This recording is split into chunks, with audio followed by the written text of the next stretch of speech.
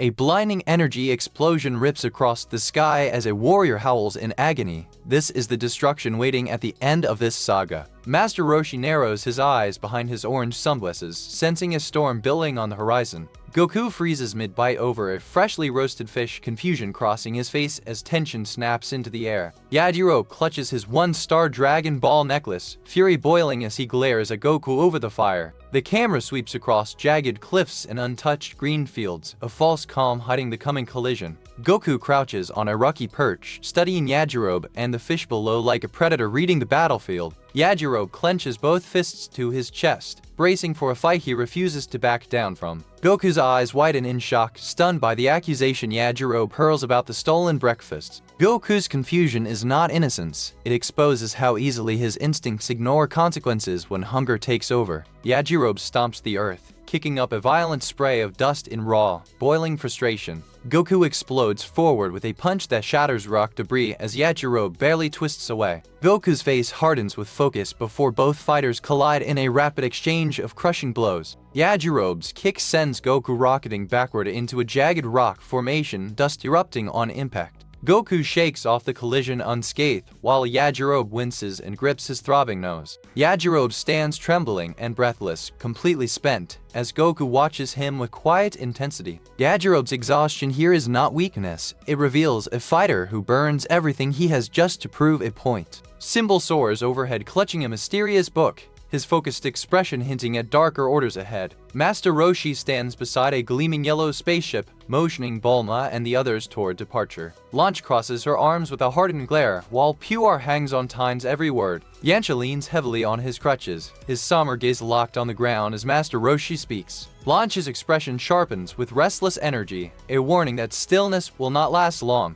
Oolong shoots Puar a nervous, doubtful look, unsettled by whatever lingers unspoken between them. Bulma watches in silence as Krillin's lifeless body is sealed into a freezing capsule for preservation. This moment is not just grief, it marks the exact instant the fight against King Piccolo becomes personal for everyone watching. King Piccolo looms on his throne of skulls, his expression twisting into cold, calculated menace. Emperor Pilaf grips his stack of photographs, his uncertain gaze rising nervously toward King Piccolo. Oolong and Puar gasp as a strange glowing object flickers to life before them, hinting at unseen danger nearby. Bulma gazes at Krillin's still, peaceful face inside the freezing capsule, her expression softening with quiet grief. Bulma manages a small smile as Master Roshi tries to lighten the mood with a joke aimed at Yancha. A hand digs through a drawer stuffed with clothing, searching for something urgent amid the chaos brewing outside. Symbol soars toward Goku and Yajirobe, closing in on a fight neither of them realizes is coming.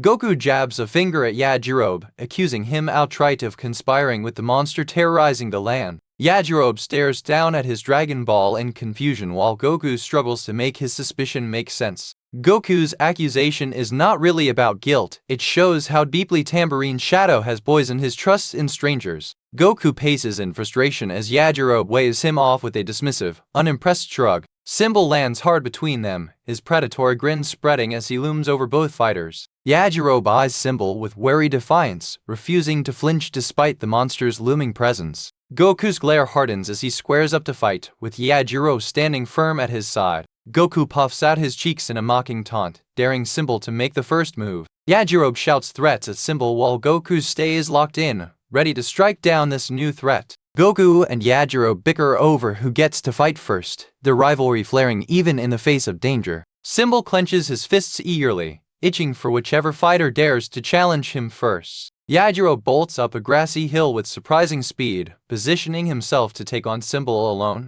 But nobody expects how quickly this fight is about to turn violent. Symbol's expression sharpens with focus as he senses Yajirobe closing in for the challenge. Goku and Yajirobe stand shoulder to shoulder for a brief moment before Yajirobe steps forward to face Symbol alone. Symbol blasts a crackling bolt of electricity from his hand, scorching the earth beside Yajirobe. Yajirobe staggers from the blast, fighting to keep his footing on the smoking, blackened ground. Yajirobe shakes off the pain and draws his sword, standing tall against Symbol's rising power. Yajirobe drawing his sword now proves his earlier laziness was never a lack of skill, only a lack of motivation. Symbol charges another crackling blast, aiming it with lethal precision straight at Yajirobe. Yajirobe lunges and lands a decisive sword strike, leaving Symbol shocked and visibly weakened. King Piccolo senses his son's defeat and erupts in fury, his glowing eyes burning with rage on his throne. This sudden reversal proves Symbol's arrogance blinded him completely, and now Piccolo's fury guarantees the real fight has not even started. The word Bratus used in this episode's English dub exists only in that localization and has no equivalent term in the original Japanese script. If you enjoyed this recap, we are currently on episode of our full Dragon Ball marathon, navigating the intense challenges of the King Piccolo saga. Hit like and subscribe so you do not miss how Goku conquers this arc and continues his journey. Share this with a friend and let us know in the comments, what has been your favorite moment of the King Piccolo saga so far?